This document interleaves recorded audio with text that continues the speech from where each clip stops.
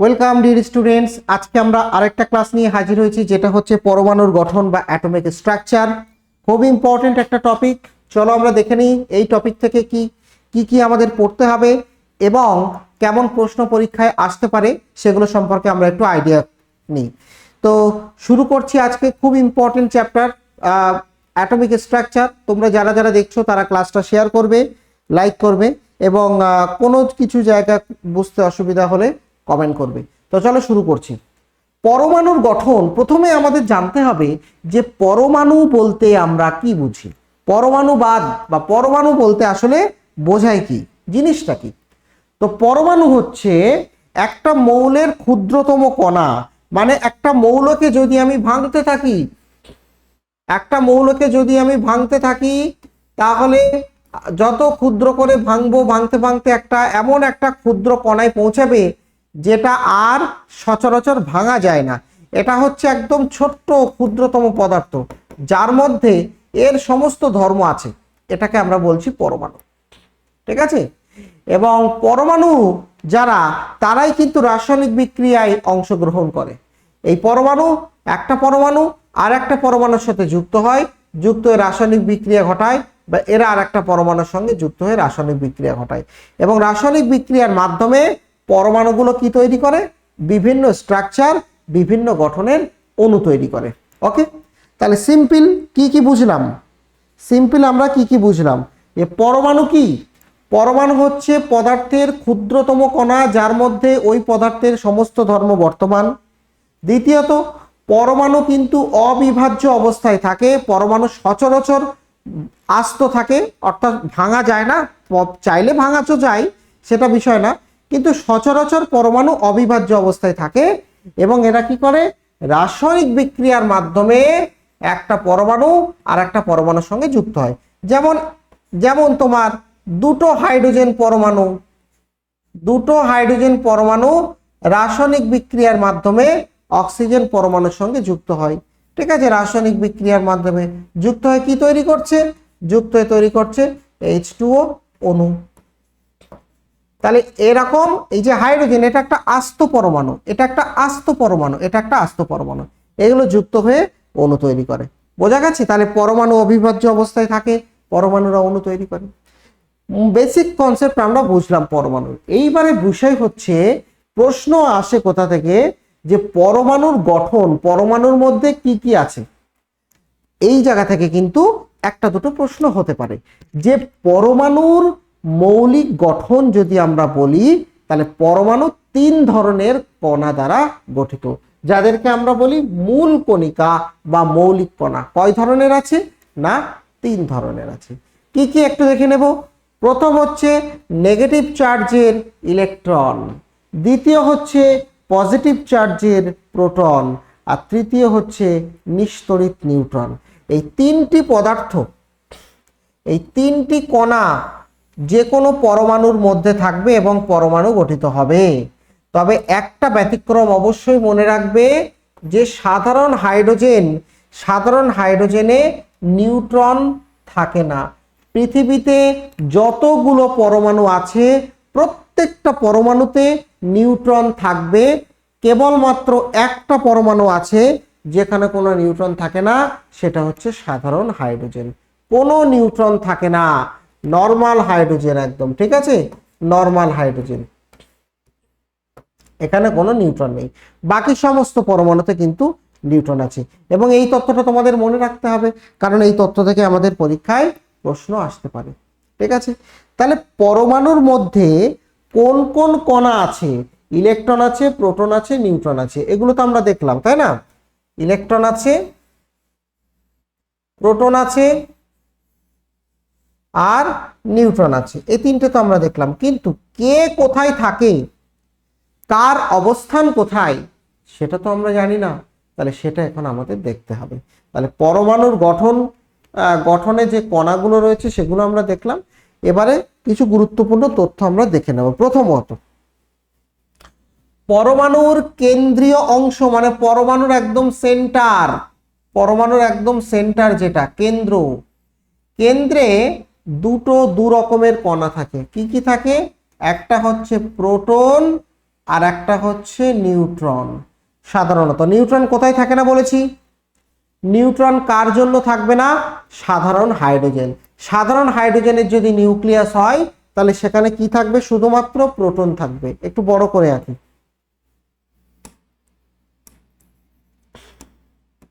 যদি এটা সাধারণ পরমাণুর নিউক্লিয়াস হয়, দেখতে পাচ্ছ, এটা যদি সাধারণ পরমাণুর নিউক্লিয়াস হয়, সাধারণ হাইড্রোজেন, তাহলে সেখানে শুধুমাত্র কি থাকবে? পজিটিভ চার্জের প্রোটন থাকবে। কিন্তু সাধারণ হাইড্রোজেন বাদ দিয়ে বাকি সমস্ত পরমাণুর জন্য নিউক্লিয়াসের মধ্যে প্রোটনের পাশাপাশি থাকবে কারা? নিউট্রন। মনে থাকবে? তাহলে পরমাণুর সেন্টার বা পরমাণুর কেন্দ্রে কারা কারা থাকে?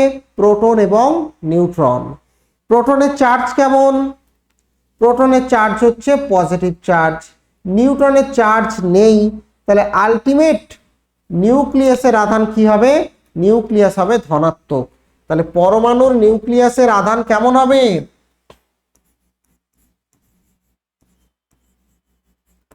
পরমাণুর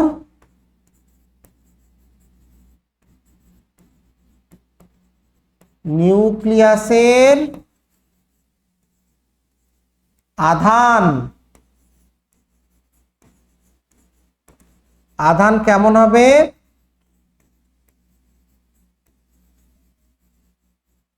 পরমাণুর নিউক্লিয়াসের আধান কেমন হবে?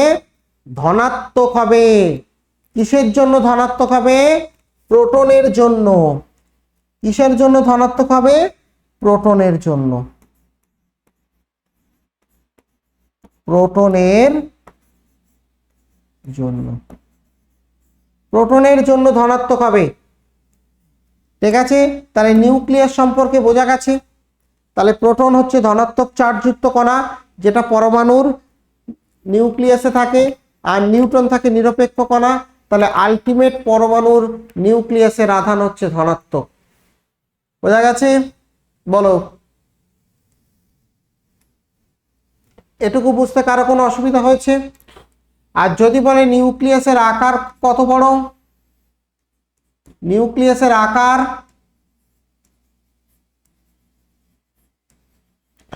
তাহলে এটা মোটামুটি 10⁻⁻15 মিটারের কাছাকাছি। ঠিক আছে, নিউক্লিয়াসের আকার কত না? 10⁻⁻15 মিটারের কাছাকাছি। ঠিক আছে, তাহলে এটা গেল নিউট্রনের বিষয়ে আমরা জানলাম। এবারে আমরা প্রোটন আর নিউট্রন কোথায় থাকে দেখে নিলাম। এবারে আমরা চলে আসব ইলেকট্রন কোথায় থাকে। সব থেকে ইম্পর্টেন্ট যেটা ইলেকট্রন। তাহলে আমরা যদি দেখি যে একটা পরমাণু রয়েছে, এটা হচ্ছে তার নিউক্লিয়াস। আমি ছোট করে আঁকলাম। এবারে নিউক্লিয়াসটা পজিটিভ, তাই না? পরমাণুর নিউক্লিয়াসটা কেমন? পরমাণুর নিউক্লিয়াসটা হচ্ছে পজিটিভ। এইবারে নিউক্লিয়াসের চারিদিকে নিউক্লিয়াসের মধ্যে প্রোটন আর নিউট্রন আছে। নিউক্লিয়াসের চারিদিকে বিভিন্ন কক্ষপথ রয়েছে। যেমন সূর্যের চারিদিকে বিভিন্ন গ্রহ ঘোরে বিভিন্ন কক্ষপথে, ঠিক তেমনি নিউক্লিয়াসের চারিদিকে বিভিন্ন কক্ষপথে ইলেকট্রনগুলো আবর্তন করছে। বিভিন্ন কক্ষপথে ইলেকট্রনগুলো আবর্তন করছে।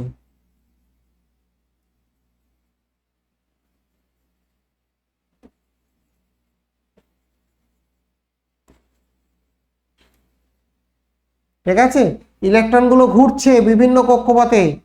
এগুলো পরমাণুর ঘুরছে, ঠিক আছে, নেগেটিভ। পরমাণুর রাসায়নিক বৈশিষ্ট্য নির্ধারণ করে। আর বিশেষ করে একটা কথা মনে রাখবে, যে ইলেকট্রনগুলো বাইরের কক্ষপথে থাকে, পরমাণুর নিউক্লিয়াসের বাইরের কক্ষপথে, বাইরের কক্ষপথের ইলেকট্রনগুলোই কিন্তু পরমাণুর রাসায়নিক ধর্ম নির্ধারণ করে। ঠিক আছে, বাইরের কক্ষের ইলেকট্রন, এদেরকে আমরা বলি বাইরের কক্ষের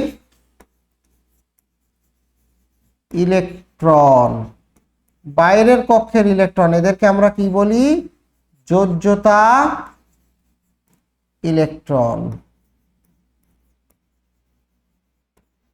এই যোজ্যতা ইলেকট্রন যারা রয়েছে, এরাই কিন্তু পরমাণুর রাসায়নিক ধর্ম নির্ধারণ করে। এটা কিন্তু অনেকবার বিভিন্ন পরীক্ষায় এসছে। এরা পরমাণুর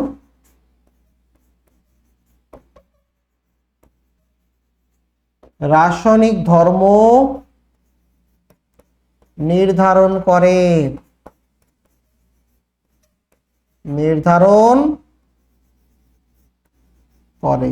এরা কিন্তু পরমাণুর রাসায়নিক ধর্ম নির্ধারণ করে। ঠিক আছে, দেখো এটা বুঝতে পেরেছো কিনা, মানে এটা মনে থাকবে কিনা।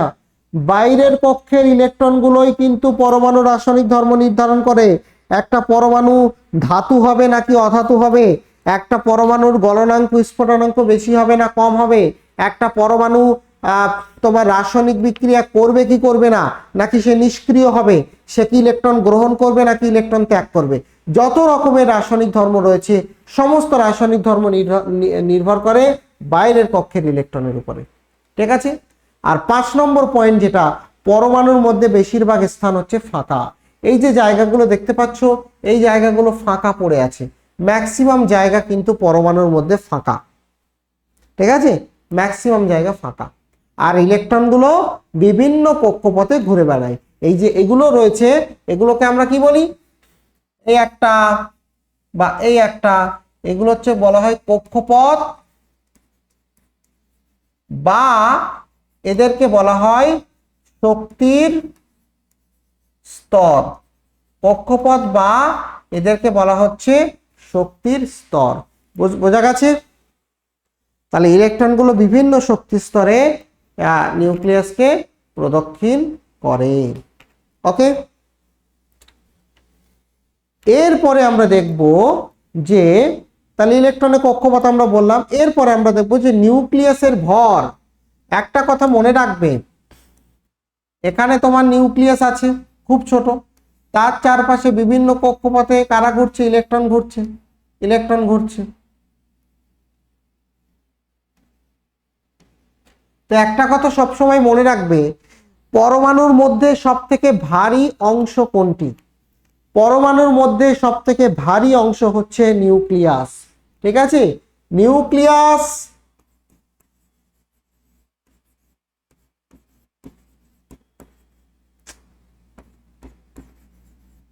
এই নিউক্লিয়াস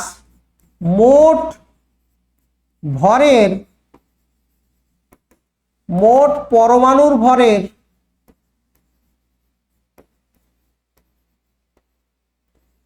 99.95%। বুঝতে পারছো?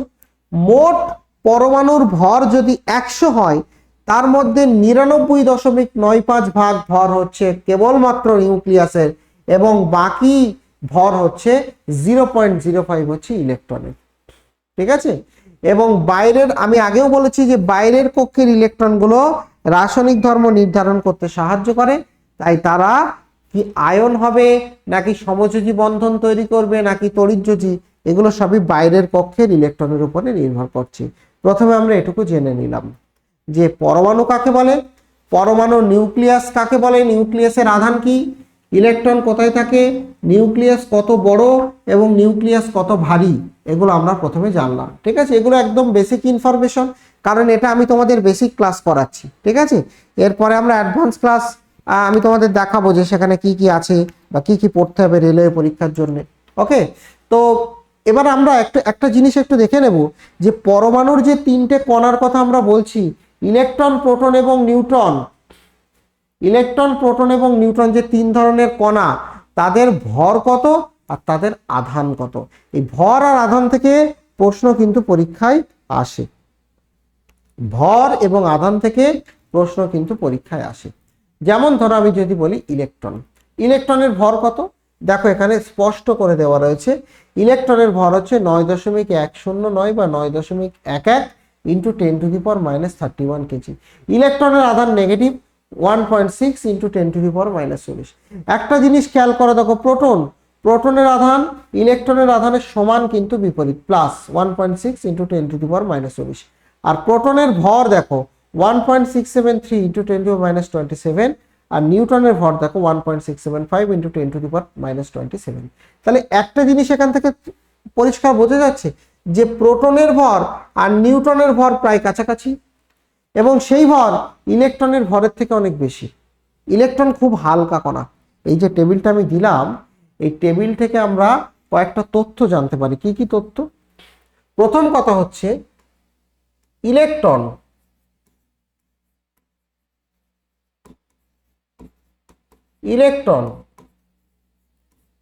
সব থেকে হালকা কণা। ইলেকট্রন সব থেকে হালকা কণা। দেখো ইলেকট্রনের ভর -31 আর এর ভর -27। মাইনাস যত বেশি হবে তত কম, মাইনাস কম মানে এই ভর দুটো বেশি। তাহলে সব থেকে কম ভর কার আছে? সব থেকে কম ভর হচ্ছে ইলেকট্রন, সব থেকে হালকা কণা। আচ্ছা, এবারে তোমরা বলো তো যে সব থেকে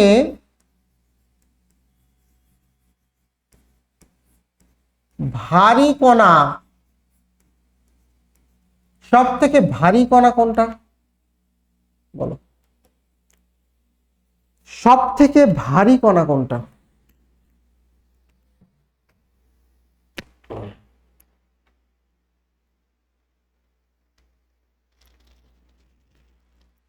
ইলেকট্রন তো আমি বললাম সব থেকে হালকা কণা, তাহলে প্রোটন এবং নিউট্রন পড়ে রইলো। এদের মধ্যে ভারী কে? তোমরা দেখো 1.673, 1.675, এইটা সামান্য ভারী।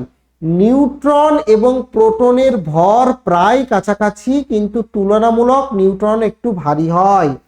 তাহলে সব থেকে ভারী কণা যদি আমরা বলি সেটা হচ্ছে নিউট্রন। আর একটা জিনিস আমরা কি জানতে পারি, যে প্রোটনের ভর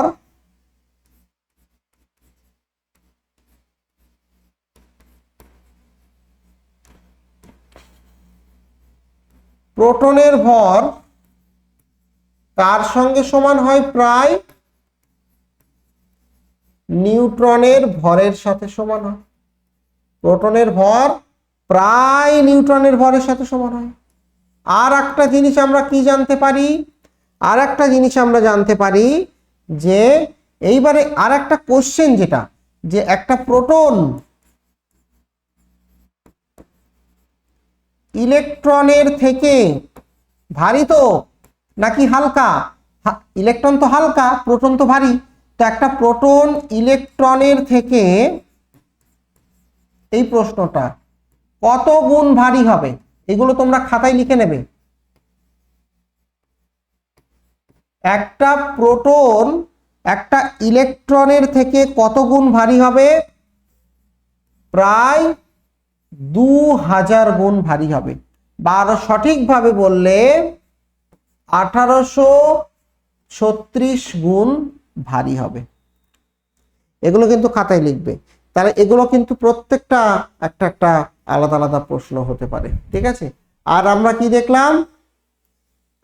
কি দেখলাম, যে ইলেকট্রনের আধান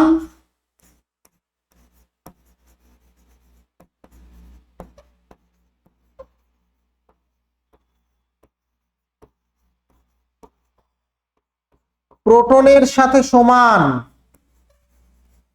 ইলেকট্রনের আধান প্রোটনের সাথে সমান, কিন্তু বিপরীত। ইলেকট্রনের আধান প্রোটনের আধানের সাথে সমান, তাই না? সমান না? দেখো সেম সেম, কিন্তু বিপরীত। তাহলে এই জায়গাগুলো কিন্তু একটু ভালো করে পড়বে। এই টেবিলটা থেকে অনেক রকম প্রশ্ন তোমাদের আসতে পারে। তোমরা এই জায়গাগুলো খাতায় ভালো করে লিখে রাখবে। তোমরা যেখানে পরমাণু পড়েছো, পরমাণুর গঠন পড়েছো, সেখানে জায়গাগুলো কিন্তু অবশ্যই লিখে রাখবে। হলো? এরপর আমরা চলে আসছি কে কে আবিষ্কার করেন। আবিষ্কারকের নামও খুব ইম্পর্টেন্ট, ভেরি ভেরি ইম্পর্টেন্ট। এবং এটা মোটামুটি আমরা সবাই জানি। প্রোটনের আবিষ্কর্তা আর্নেস্ট রাদারফোর্ড, ঠিক আছে? ইলেকট্রনের আবিষ্কর্তা জে থমসন। আর নিউটনের আবিষ্কর্তা হচ্ছে চ্যাডউইক, জেমস চ্যাডউইক। এনারা এই কণাগুলো কিন্তু আবিষ্কার করেছিলেন। বোঝা গেছে? তাহলে এতক্ষণ আমরা পরমাণু পড়েছি। এতক্ষণ আমরা কি পড়েছি? পরমাণু পড়েছি, পরমাণুর গঠন পড়েছি, পরমাণুর মধ্যে কারা কারা থাকে, তাদের আধান কেমন, তাদের ভর কেমন পড়েছি। এগুলো সব আমরা পড়েছি। এবার আমরা দুটো জিনিস একটু পড়বো। হ্যাঁ, পরমাণুর দুটো জিনিস আমরা পড়বো। আমি এটা একটু আলাদা স্লাইড নিয়ে বোঝাচ্ছি। দুটো জিনিস পরমাণুর জন্য আমাদের একটু পড়তে হবে। কি কি? এক, পরমাণুর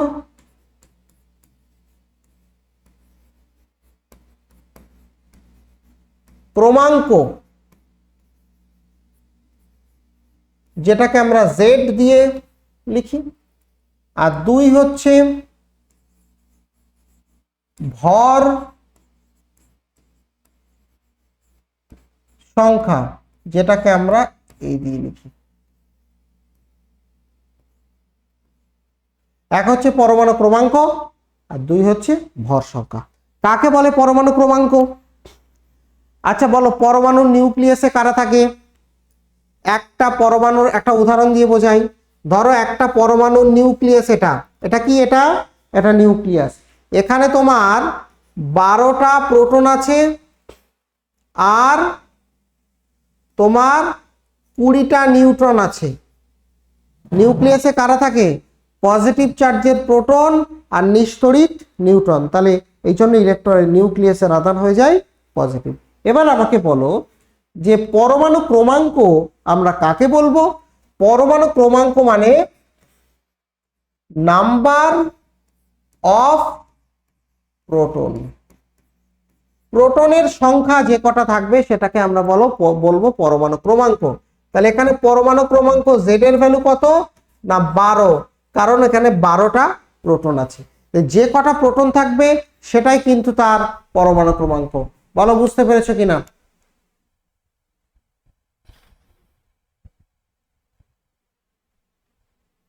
বোঝা গেছে কিনা? যে কটা প্রোটন থাকবে সেটাই তার পরমাণু ক্রমাঙ্ক। ওকে, এবার আসি ভর সংখ্যা। ভর সংখ্যা আমরা কাকে বলবো? ভর সংখ্যা আমরা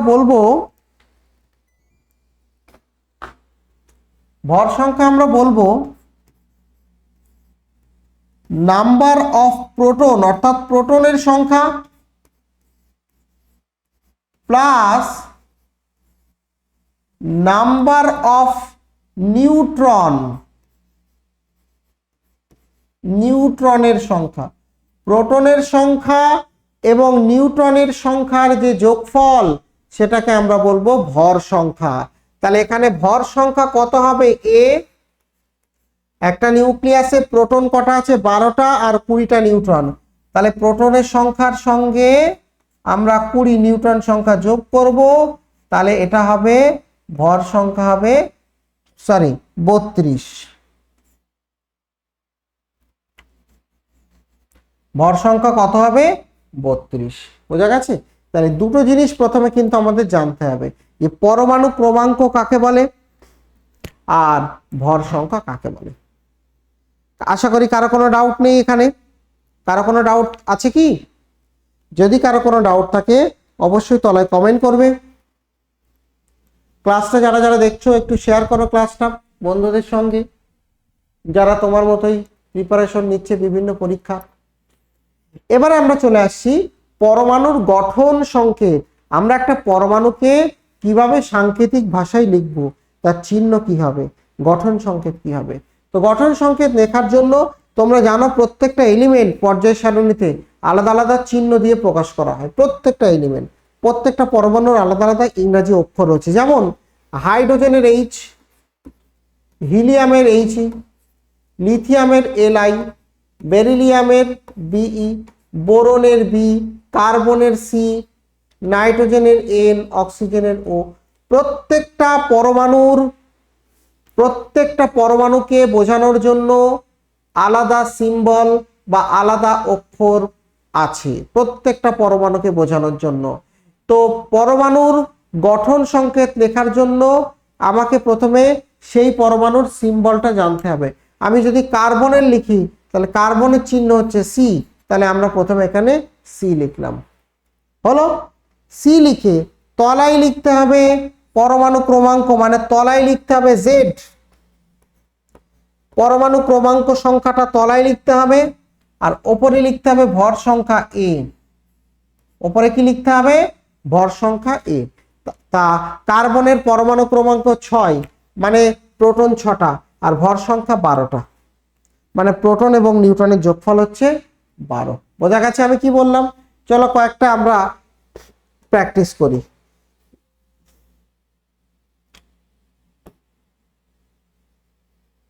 কয়েকটা প্র্যাকটিস করা যাক। আমি এখানে একটা নতুন পেজ নিলাম, ঠিক আছে? তো আমি পরমাণুর সংকেতগুলো লিখব, তোমরা কটা প্রোটন কটা নিউট্রন আছে বলবে।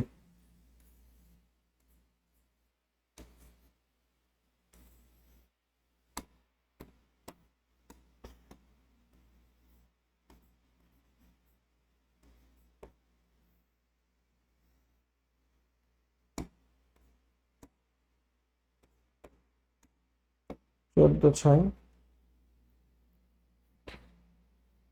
তারপরে হচ্ছে তোমার আরো কিছু দিই, ধরো ম্যাগনেসিয়াম 12 24, ঠিক আছে? তারপরে ধরো অক্সিজেনের আর একটা আইসোটোপ দিই, ধরো 17 8। তো এইগুলো এইগুলো হচ্ছে ধরো পরমাণু। এখন এই পরমাণুগুলো প্রত্যেকটা দেখো আমি গঠন সংকেত এঁকেছি। কেমন ভাবে গঠন সংকেত রাখতে হয়? পরমাণুর সিম্বল নিতে হয়, তলায় পরমাণু ক্রমাঙ্ক আর উপরে ভর সংখ্যা, ঠিক আছে? সবসময় যদি ভুল হয়ে যায় তাহলে একটা জিনিস মনে রাখবে। আচ্ছা বলো তো, একটা পরমাণুর ক্ষেত্রে পরমাণু ক্রমাঙ্ক বেশি না ভর সংখ্যা বেশি? Always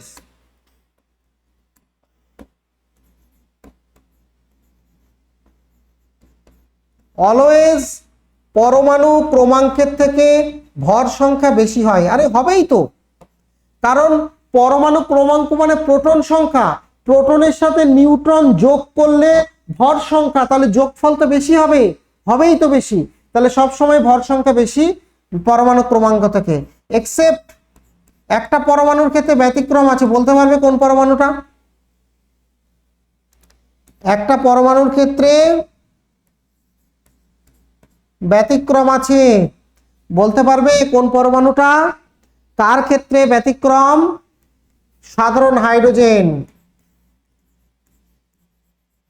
normal hydrogen. যেহেতু নরমাল হাইড্রোজেনে কোনো নিউট্রন নেই, তাহলে প্রোটন সংখ্যাটাই হবে পরমাণু ক্রমাঙ্ক, প্রোটন সংখ্যাটাই হবে ভর সংখ্যা, কারণ নিউট্রন সংখ্যা নেই। তাহলে একটা জিনিস মনে রাখবে, এই যে পরমাণুর সিম্বল যখন আমরা লিখব, পরমাণুর কোনো সিম্বল যখন আমরা লিখব, ঠিক আছে, বড়টা উপরে থাকবে আর ছোটটা তলায় থাকবে। উপরে বড়, উপরে বড়, বড় মানে সবসময় বড় কে হয়? পরমাণু ভর সংখ্যা বড় হয়, তাহলে উপরে বড় আর নিচে কে থাকবে? নিচে ছোট। ছোট বলতে তাহলে পরমাণু ক্রমাঙ্ক, এদের মধ্যে যে বড় সে উপরে বড় ভাই আর ছোট ভাই থাকবে তলায়। এবারে যেটা আমি বলছিলাম, এখানে আমরা কয়েকটা লিখেছি আর এখানে আমরা নরমাল হাইড্রোজেনটা ইনক্লুড করি। তাহলে এখন তোমরা এখানে বলবে কটা করে পরমাণু ক্রমাঙ্ক আছে আর কটা করে তোমার ভর সংখ্যা আছে। একটুখানি সময় দিচ্ছি, 10 সেকেন্ড, দেখি তোমরা যে যারা যারা করতে পারবে কমেন্ট করবে, যারা যারা পারবে কমেন্ট করবে।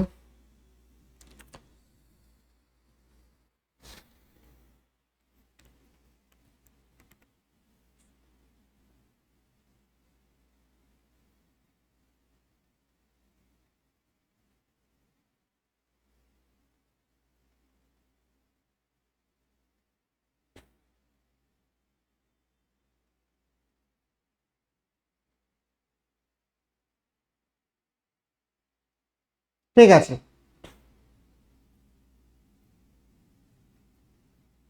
ঠিক আছে, দেখা যাক। প্রথমে নাইট্রোজেন, ওপরে বড় ভাই, বড় ভাই মানে ভর সংখ্যা, তাহলে এখানে ভর সংখ্যা কত? ভর সংখ্যা হচ্ছে 14। পরমাণু ক্রমাঙ্ক কত? জেড, জেড হচ্ছে 7। অতএব নিউট্রন কটা আছে? নিউট্রন সংখ্যা কত হবে? 14 মাইনাস 7 মানে 7টা নিউট্রন, হ্যাঁ কি না? আমরা ভেবে দেখো, আমরা প্রোটন সংখ্যার সঙ্গে নিউট্রন সংখ্যা যোগ করে পাই ভর সংখ্যা। তাহলে নিউট্রন সংখ্যা পেতে গেলে ভর সংখ্যা থেকে প্রোটন সংখ্যা বাদ দিতে হবে, তাই না? ভর সংখ্যা থেকে প্রোটন সংখ্যা বাদ দিলে আমরা কি পাবো, নিউট্রন সংখ্যা। তা যদি আমাদের কখনো বলে যে নিউট্রন সংখ্যাটা বার করো, তাহলে আমরা এইভাবে বার করব। এবার এটা বলো, পরেরটা এটা কথা হবে, অক্সিজেন 16 ওয়াট, অক্সিজেন 16 ওয়াট। তাহলে এখানে ভর সংখ্যা কত, ভর সংখ্যা হচ্ছে 16, পরমাণু ক্রমাঙ্ক কত, পরমাণু ক্রমাঙ্ক হচ্ছে 8। তাহলে এখানে নিউট্রন সংখ্যা কত, নিউট্রন সংখ্যা হচ্ছে ভর সংখ্যা মাইনাস পরমাণু ক্রমাঙ্ক, 16 মাইনাস 8 মানে 8। এখানে এসো, ভর সংখ্যা কত, ভর সংখ্যা হচ্ছে 14, পরমাণু ক্রমাঙ্ক কত 6, এখানে নিউট্রন সংখ্যা কত 14 মাইনাস 6 মানে 8। তাহলে প্রোটন 6টা, নিউট্রন 8টা। এটাও আশা করি পারবে। এখানে তোমরা নিজেরা ক্যালকুলেশন করবে, দেখবে প্রোটন হবে 12টা আর নিউট্রন হবে 12টা। এখানেও দেখবে প্রোটন হবে 8টা আর নিউট্রন হবে কত, 8 আর 8 16, 9টা হবে, কারণ 8 আর 9 17 হয়, নিউট্রন 9টা। এবার এইটার নাম হচ্ছে সাধারণ হাইড্রোজেন।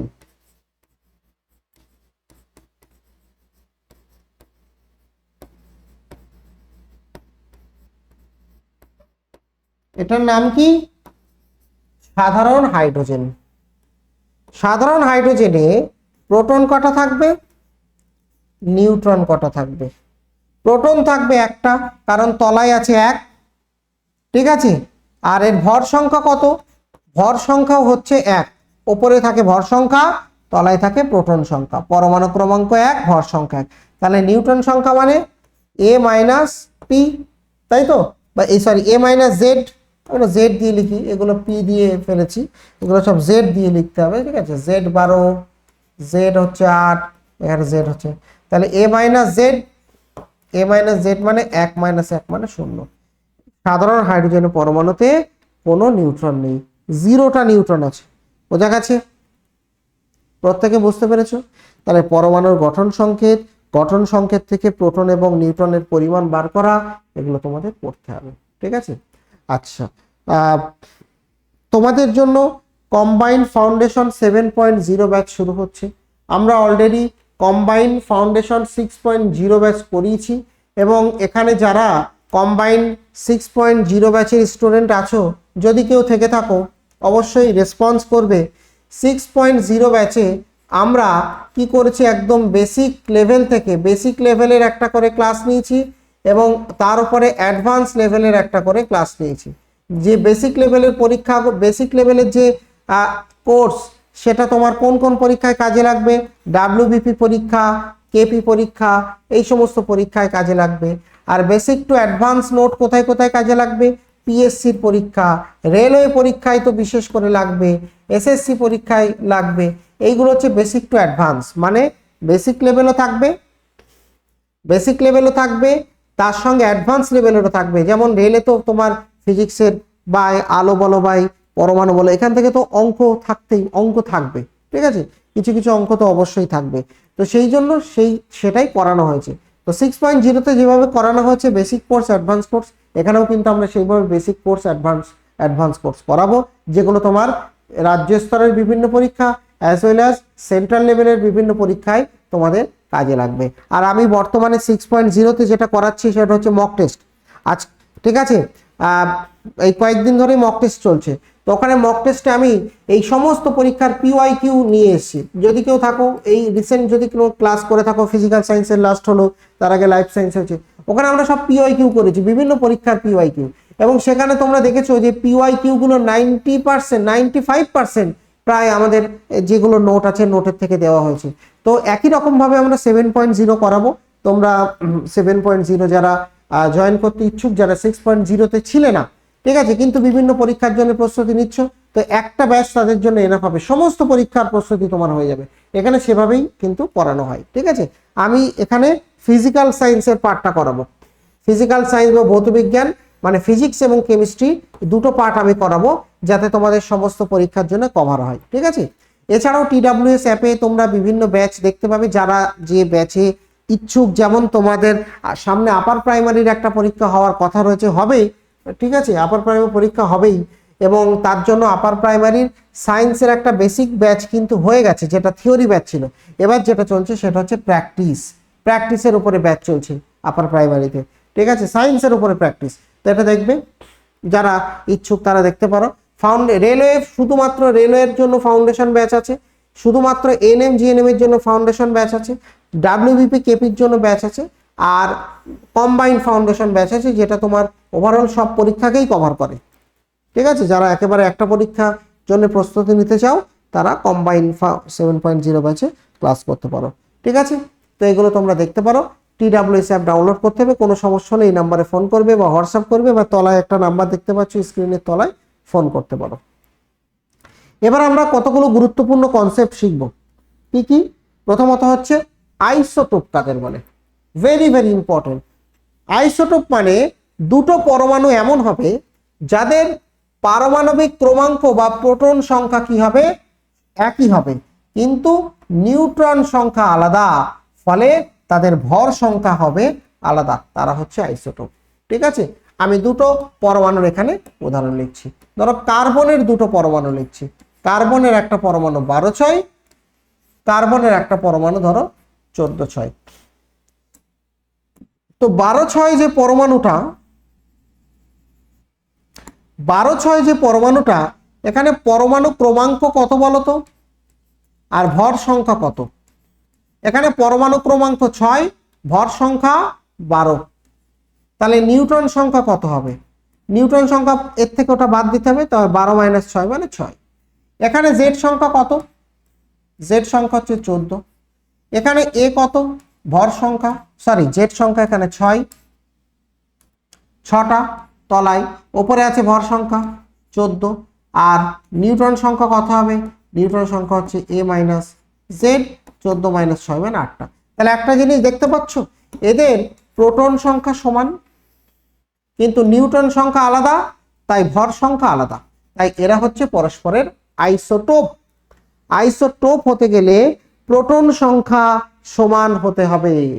মনে থাকবে কি করে, মনে রাখবে কি করে? আইসোটোপের লাস্ট অক্ষর দেখো প, আইসোটোপের লাস্ট অক্ষর দেখো প। এই প মানে হচ্ছে, মনে রাখবে, প্রোটন। প থেকে আসে প্রোটন, প্রোটন সংখ্যা সমান হবে, আইসোটোপের প্রোটন সংখ্যা সমান হবে। বোঝা গেছে? ভর সংখ্যা আলাদা আলাদা হবে।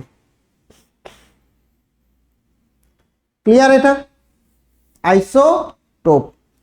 নেক্সট আমরা চলে আসব কিছু উদাহরণ। হাইড্রোজেনের আইসোটোপ তিনটে হয় সচরাচর। হাইড্রোজেন 1,1, হাইড্রোজেন 2,1, হাইড্রোজেন 3,1 দেখতে পাচ্ছ। এদের পরমাণু ক্রমাঙ্ক একটা করে, নিউট্রন সংখ্যা এখানে নেই, এখানে একটা, এখানে দুটো, তাহলে এদের নিউট্রন সংখ্যা আলাদা মানে ভর সংখ্যা আলাদা। এগুলো হচ্ছে সবাই হাইড্রোজেনের আইসোটোপ।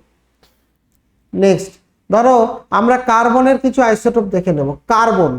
কার্বন আইসোটোপের উদাহরণ যদিও দিয়েছি। কার্বনের উদাহরণ হচ্ছে কার্বন 12.6, কার্বন 13.6, কার্বন 14.6। কার্বন 12.6 হচ্ছে নর্মাল আইসোটোপ, যেটা সব থেকে বেশি প্রকৃতিতে পাওয়া যায়। কার্বন 13.6 তারপরে খুবই অল্প পাওয়া যায়।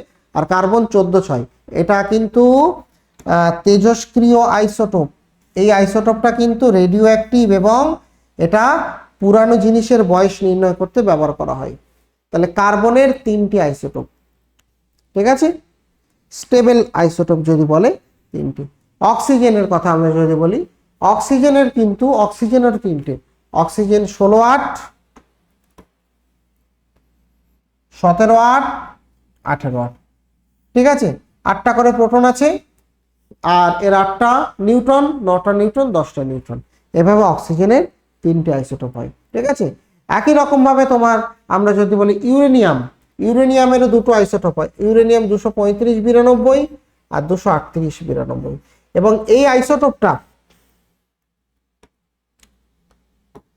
আইসোটোপটা খুব রেয়ার, খুব কম পাওয়া যায় প্রকৃতিতে, এবং এটাই অ্যাকচুয়ালি খুব দামি।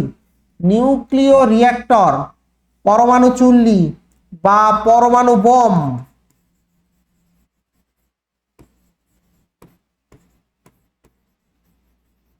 ইত্যাদি তৈরিতে কিন্তু ইউরেনিয়ামের এই 235 আইসোটোপটা ব্যবহার করা হয়।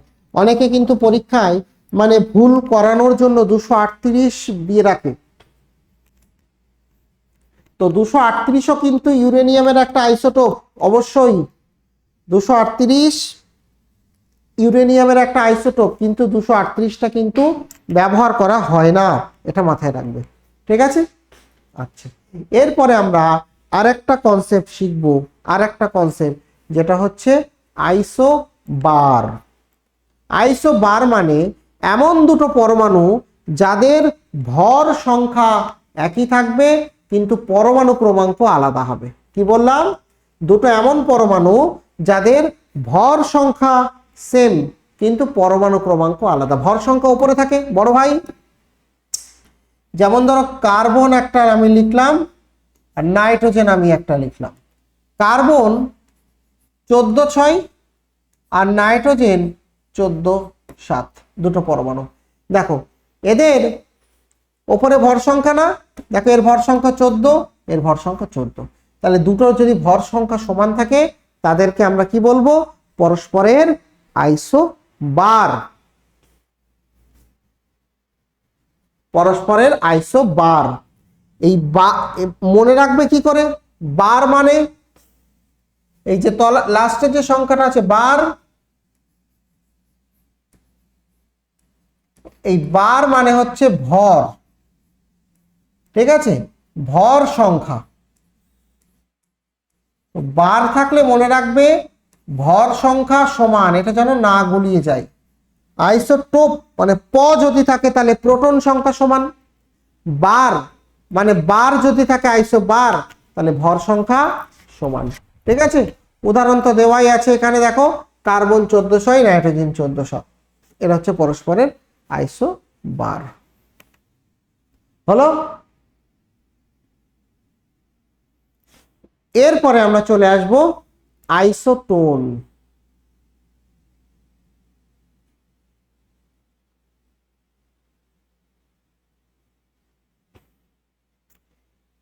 এরপরে আমরা চলে আসব আইসোটোন।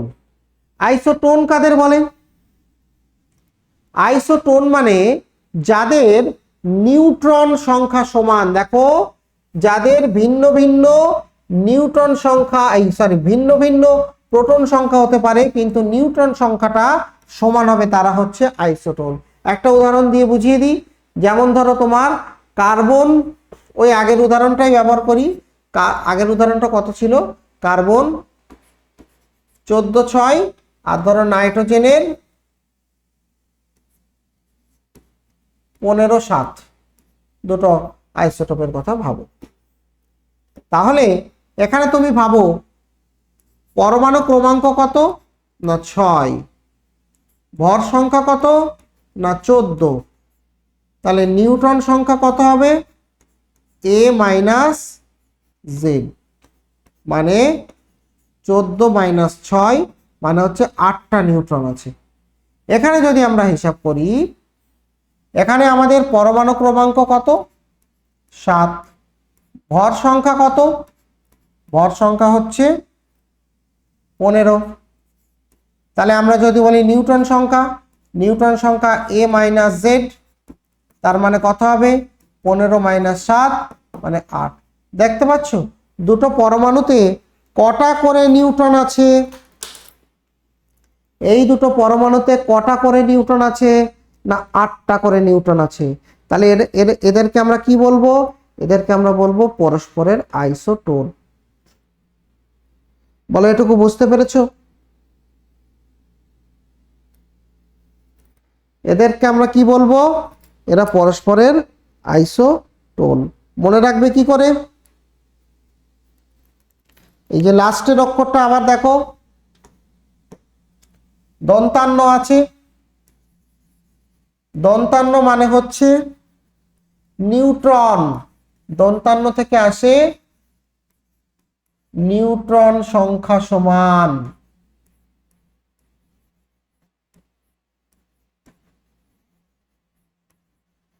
দন্তান্ন থেকে কি আসে? নিউট্রন সংখ্যা সমান। তাহলে এদেরকে আমরা বলবো পরস্পরের আইসোটোন।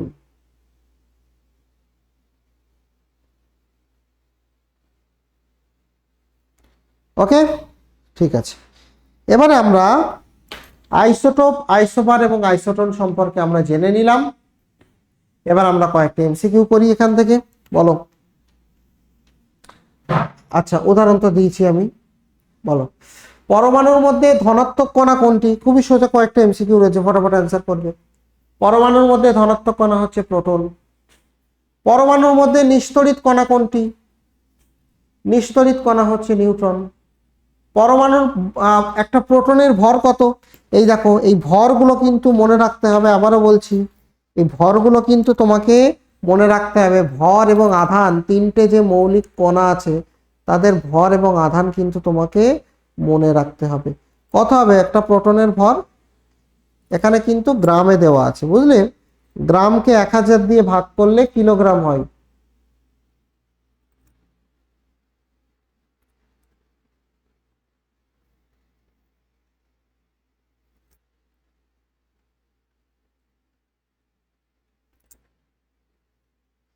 তো হিসাব করো। নর্মাল আমরা কি জানি? 1.673 প্রোটনের ভর ইন্টু 10⁻⁻27 কিলোগ্রাম। 1 কিলোগ্রামকে গ্রামে আনতে গেলে 1000 দিয়ে গুণ করতে হয়। তাহলে আমরা যদি 1000 মানে 10⁻³ দিয়ে গুণ করি, তাহলে এটার কিলোগ্রাম থাকবে না, তখন এটা পুরোটা হয়ে যাবে গ্রামে। তাহলে 1.673 ইন্টু 10⁻⁻27 প্লাস 3 মানে -24 গ্রাম। তাহলে একটা প্রোটনের ভর কত হচ্ছে? 10⁻⁻24 গ্রাম। বোঝা গেছে? আচ্ছা, নেক্সট কোশ্চেন। এটা এটা বলো, পরমাণুর মধ্যে সব থেকে ভারী কণা কোনটি?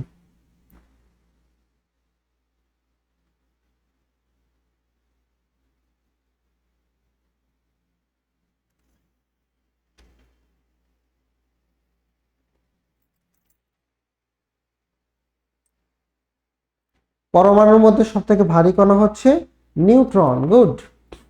আচ্ছা, পরমাণুতে যে দুটি কণা বিপরীত আধানযুক্ত তারা কারা? তারা হচ্ছে প্রোটন এবং ইলেকট্রন। এগুলো আমরা সবই মোটামুটি জানি। আচ্ছা, এরপরে আমরা চলে আসবো রাদারফোর্ডের পরমাণু মডেল। রাদারফোর্ডের পরমাণু মডেল কিন্তু মনে হচ্ছে এতটা হাতে সময় পাওয়া যাবে না। রাদারফোর্ডের পরমাণু মডেল আমি একবার জাস্ট দেখিয়ে দিচ্ছি। রাদারফোর্ডের পরমাণু মডেল আমাদের পড়তে হবে। এখান থেকে এই যে রাদারফোর্ড যে পরীক্ষাটা করেছিলেন, সেই পরীক্ষাটার নাম হচ্ছে সোনার পাতের পরীক্ষা। এই নামটা মনে রাখবে, স্বর্ণপত্র সোনার পাতের পরীক্ষা। এখান থেকে রাদারফোর্ড প্রথম পরমাণু সম্পর্কে ধারণা দিয়েছিলেন। রাদারফোর্ডের মডেলে কি কি বলা হয়েছিল? যে আমরা পরমাণু সম্পর্কে যা কিছু বর্তমানে পড়ছি, যে সেন্টারে একটা নিউক্লিয়াস থাকে, ইলেকট্রনগুলো চারপাশে ঘুরছে, এই স্ট্রাকচারটা কার দেওয়া? এটা কিন্তু রাদারফোর্ডের দেওয়া। ঠিক আছে, ইলেকট্রন ঘুরছে চারিদিকে, ঠিক আছে, সৌরজগতের মতো কক্ষপথে ঘুরছে, পরমাণুর মধ্যে অধিকাংশ স্থান যে ফাঁকা থাকে, এটাও কিন্তু রাদারফোর্ডের দেওয়া। ঠিক আছে, আর এগুলো সবই দেওয়া হয়েছিল। আর এগুলো আছে, কেন কেন কি হয় না। এই প্লাম পুডিং মডেল, এটা আমি তোমাদের বারবার বলেছি, এর আগের যারা ব্যাচ তাদেরও বলেছি, প্লাম পুডিং মডেল থেকে কিন্তু ভালোই প্রশ্ন আসে। কে আবিষ্কার করেছেন এটাই তোমাকে বলতে হবে। যে প্লাম পুডিং মডেলের আবিষ্কর্তাকে? জে জে থমসন, যিনি ইলেকট্রনের আবিষ্কর্তা। ঠিক আছে, আচ্ছা, এগুলো আসে। নেক্সট এখান থেকে আরেকটি ইম্পর্টেন্ট টপিক, যেটা আমি তোমাদের একটু দেখিয়ে দিই, জাস্ট আমি বলছি না, শুধু একটুখানি দেখিয়ে দিচ্ছি। এবার হচ্ছে X ray. X ray, X ray কেন হয়, সৃষ্টি হয়, কোথা থেকে হয়, এগুলো কিন্তু আসে। এক্স রে ওয়েভলেন্থ কত হয়, এগুলোও কিন্তু আসে। জানো এক্স রে ওয়েভলেন্থ কত হয়? এক্স রে ওয়েভলেন্থ হয় কত? এক্স রে ওয়েভলেন্থ হচ্ছে 0.1 অ্যামস্ট্রং থেকে 0.1 অ্যামস্ট্রং থেকে 100 অ্যামস্ট্রং। এটা হচ্ছে এক্স রশ্মির রেঞ্জ। এই তরঙ্গ দৈর্ঘ্যগুলো সবাই এক্স রশ্মি নামে পরিচিত। কেন হয়, কিভাবে হয়, একটু একটু আমাদের পড়তে হবে। ঠিক আছে, এবং সব থেকে ইম্পর্টেন্ট হচ্ছে এক্স রশ্মির ব্যবহার। কোথায় কোথায় আমরা এক্স রশ্মি ব্যবহার করি। ঠিক আছে, চিকিৎসায়, তারপরে শিল্পে, বিমানবন্দরের নিরাপত্তা, এই সমস্ত জায়গায় আমরা এক্স রে কিন্তু ব্যবহার করি। আচ্ছা, এরপরে বিভিন্ন বৈজ্ঞানিক তারা বিভিন্ন রকম পরমাণুর মডেল দিয়েছিলেন, সেগুলোর নাম, ঠিক আছে। যেমন এই যে আমরা বলছিলাম থমসনের পরমাণু মডেল, যাকে আমরা বলি প্লাম পুডিং মডেল, ঠিক আছে। তারপরে হচ্ছে নিলস বোরের পরমাণু মডেল, তার বৈশিষ্ট্য কি, এগুলো দেবে, ঠিক আছে। এগুলো আছে খুব ইম্পর্টেন্ট, এগুলো এই যে পরমাণুর যে বর্ণালীর ব্যাখ্যা, এগুলো এটা নিলস বোর দিয়েছিলেন, ঠিক আছে। শোডিঙ্গারের পরমাণু মডেল, শোডিঙ্গার দিয়েছিলেন, এগুলো কিন্তু পড়তে হবে। আচ্ছা, এরপরে ক্যাটায়ন বা অ্যানায়ন কাকে বলে, ঠিক আছে। আচ্ছা, এগুলো তোমাদের মোটামুটি সব বেসিক ক্লাসে পড়ানো হয়েছিল। এবারে অ্যাডভান্স ক্লাসে তোমাদের কি কি পড়ানো হবে, অ্যাডভান্স ক্লাসে ওই জিনিসগুলো আরেকটু কিভাবে অঙ্ক করা যায় সেখানে আরেকটু ফর্মুলা বেস করে পড়ানো হয়েছে। যেমন অ্যাডভান্স ক্লাসে এই তথ্যগুলো দেওয়া হয়েছে, এগুলো যেগুলো বেসিক ক্লাসে দেওয়া হয়েছিল, ঠিক আছে। এই যে এই ফর্মুলাগুলো ভালোভাবে লিখে দেওয়া রয়েছে ওখানে, হ্যাঁ, অ্যাডভান্স ক্লাসে। এখানে দেখবে যে পরমাণু বৈদ্যুতিকভাবে কিন্তু নিরপেক্ষ, ঠিক আছে। ইলেকট্রন গ্রহণ বা বর্জন করলে আধানগ্রস্ত হয়ে পড়ে, এগুলো রয়েছে। মানে কোন কোন জায়গাগুলো পরীক্ষার জন্য হাইলাইট করতে হবে, পরীক্ষার জন্য পড়তে হবে, কুইক কিছু ফ্যাক্ট, কোন কোন জায়গাগুলো হাইলাইট করতে হবে পরীক্ষার জন্য, সেগুলো আলাদা আলাদা করে এখানে কিন্তু লেখা রয়েছে। আচ্ছা, প্রশ্নের কথা তো এখন বাদই দিলাম, প্রশ্ন তো করানোই হয়, ঠিক আছে।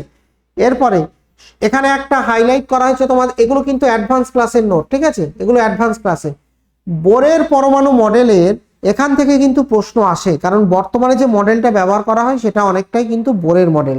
তাই বোরের পরমাণু মডেল রিলেটেড কিছু তথ্য, যেমন শক্তি স্তরে ঘুরছে, তারা যখন কক্ষপথে থাকবে কোনো শক্তি বিকিরণ করবে না, ইত্যাদি যে বিষয়গুলো, এগুলো কিন্তু পড়তে হয় তোমাদের, ঠিক আছে। আচ্ছা, কোন কক্ষপথে সর্বোচ্চ কটা ইলেকট্রন থাকতে পারে সেটা 2n² ফর্মুলা দ্বারা নির্ধারিত হয়। 2n² ফর্মুলা তোমরা নাম শুনেছো, ওটা এখানে আমরা দিয়েছি, প্র্যাকটিস আছে এর উপরে। যেমন এখানে রয়েছে কে কক্ষে কটা থাকতে পারে, এল এ কটা থাকতে পারে সর্বোচ্চ, এম এ কটা থাকতে পারে, এন এ কটা থাকতে পারে, এগুলো হচ্ছে সর্বোচ্চ ইলেকট্রন ধারণ করার ক্যাপাসিটি,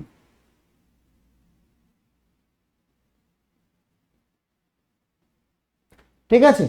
আচ্ছা, এরপরে আমরা এখানে তেজস্ক্রিয় রশ্মি নিয়ে কথা বলেছি। তেজস্ক্রিয় রশ্মি যদি আমরা পরমাণু নিউক্লিয়াসে পড়বো, পরমাণু নিউক্লিয়াস আমাদের আলাদা চ্যাপ্টার রয়েছে পরমাণু নিউক্লিয়াস, সেখানে শুধু আমরা তোমার তেজস্ক্রিয়তা নিয়ে কথা বলবো। তো সেখানেও আছে, এখানেও আছে যে তেজস্ক্রিয় রশ্মি কি কি আছে, আলফা বিটা গামা, তাদের মধ্যে কার ভেদন ক্ষমতা সব থেকে বেশি, কার ভর সব থেকে বেশি, কার গতি সব থেকে বেশি, গামা তড়িৎ চুম্বকীয় তরঙ্গ এই জনের গতি বেশি, এগুলো এখানে কিন্তু আলাদা আলাদা করে পয়েন্ট করে রয়েছে, ঠিক আছে। তারপরে আলফা বেরোলে পরিবর্তন হয়, কিন্তু গামা বেরোলে পরিবর্তন হয় না। গামা কণাটা কোনো তরঙ্গ নয়, এই কণা নয় তরঙ্গ, এগুলো রয়েছে, ঠিক আছে। রিসেন্টলি কিছু প্রশ্নে হাফ লাইফ থেকে প্রশ্ন আসে, হাফ লাইফ বা অর্ধায়ু, সেগুলো আমরা এখানে দিয়েছি। তেজস্ক্রিয় পরমাণুর তেজস্ক্রিয় মৌলের অর্ধায়ু কাকে বলে, অর্ধায়ু থেকে কিন্তু ছোটখাটো অঙ্ক আসে, ঠিক আছে, আসতেই পারে। আচ্ছা, ফিউশন, ফিউশন কোথায় ব্যবহার করা হয়, হ্যাঁ, কোথায় কি শক্তি উৎপাদন হয়, পরমাণু বোমা ইত্যাদি ইত্যাদি, এগুলো সবই কিন্তু এই নোটের মধ্যে রয়েছে, যেগুলো একটা ক্লাসের মধ্যে বলা তো সম্ভব নয়। আমরা যেন পরমাণুর ক্লাসের উপরে 6.0-তে দুটো ক্লাস করেছিলাম পরমাণুর গঠনের উপরে, দুটো ক্লাস হলে মানে 2 ঘন্টার ক্লাস হলে মোটামুটি পুরোটা একটা সুন্দর করে একটা কভার করা যায়। তো এইগুলো তোমাদের মোটামুটি পড়ানো হয়েছিল 6.0-তে। 7.0-তে আমরা আরো সেগুলো ভালোভাবে পড়ানোর চেষ্টা করব। তো যারা রয়েছে স্টুডেন্টস, যারা পরীক্ষার জন্য প্রস্তুতি নিচ্ছ, অবশ্যই তোমরা দেখতে পারো, ঠিক আছে। নিজেদের এর জন্য আশা করি ভালোই হবে। কোনো আমরা চেষ্টা করি ততটাই, যতটা তোমাদের পড়ালে তোমরা পরীক্ষায় অ্যান্সার করতে পারো। খুব যে হিউজ পরিমাণে নোট দেওয়া হয় তাও নয়, ঠিক আছে, যতটা প্রয়োজন ততটাই দেওয়া হয়, ঠিক আছে, ওর থেকে কম হলে হয় না। তো যারা নিয়েছে তারা নিশ্চয়ই জানো, আমরা সেরকমভাবেই এখানে পড়িয়েছি এর আগের ব্যাচ। তো নতুন ব্যাচ শুরু হচ্ছে, তোমরা যারা যারা চাও অ্যাডমিশন নিতে পারো। ওকে, তো ঠিক আছে, এই অবধি তাহলে থাকছে। আমরা আবার পরের কোনো একদিন যদি সময় সুযোগ হয় তোমাদের সঙ্গে দেখা হবে। ভালো থেকো প্রত্যেকে। ওকে, আজকে তাহলে এই অবধি থাকছে।